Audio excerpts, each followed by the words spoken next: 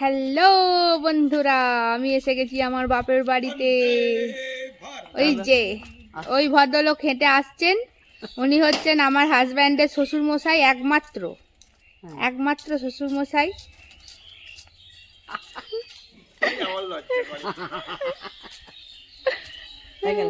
এই যে এই যে এনাকে দেখছেন, হয়ে গেল একটা ভিডিও। হ্যাঁ এই দেখো, এটা হচ্ছে আমার বাবার ব্যবসার জায়গা।